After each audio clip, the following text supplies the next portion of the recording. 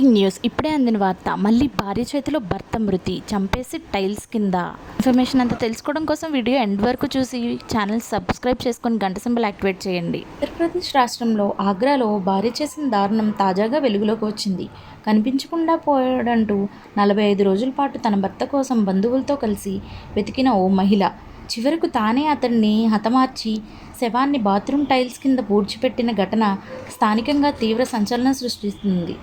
ఆగ్రాకు చెందిన సురేంద్ర కుమార్ శర్మ అనే వ్యక్తి గత మే 18న కనిపించకుండా పోయారు. భర్త ఎక్కడికో వెళ్ళాడంటూ అతడి భార్య రూబీ బంధువులను చుట్టుపక్కల వారిని నమ్మిస్తూ వచ్చింది.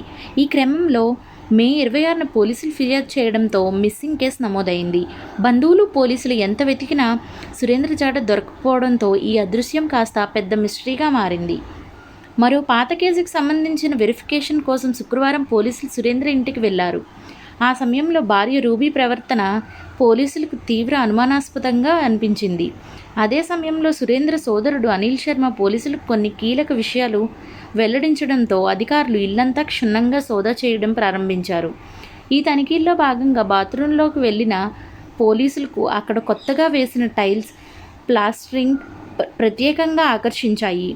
ఏదో దాచారనే అనుమానంతో పోలీసులు ఆ టైల్స్ తొలగించి బాత్రూం లోపల తవ్వకాలు జరపగా కుళ్ళిపోయిన స్థితిలో ఉన్న సురేంద్ర మృతదేహం బయటపడింది. దీంతో అక్కడున్న వారంతా ఒకసారిగా షాక్కు గురయ్యారు.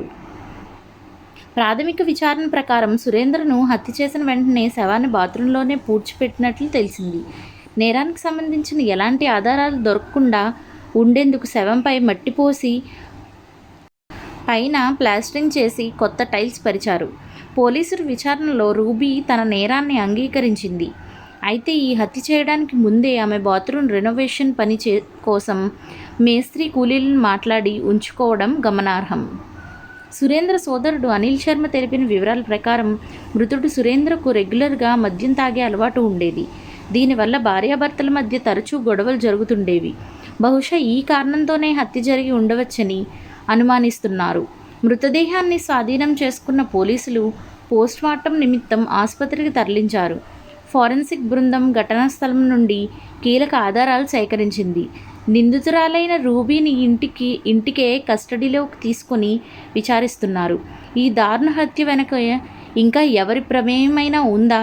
ఈ కుట్రలో ఆమెకు ఎవరైనా సహకరించారా అనే కోణంలో పోలీసులు లోతుగా దర్యాప్తు చేస్తున్నారు. ఇలాంటి త్వరిత సమాచారం, ఆసక్తికరమైన విషయాలు, అద్భుతమైన విషయాలు, ప్రపంచ విశేషాలు తెలుసుకోవడం కోసం తెలుగు ఫ్యాక్ట్స్ వేర్ ఛానల్ని సబ్స్క్రైబ్ చేసుకోండి. Thank you for watching.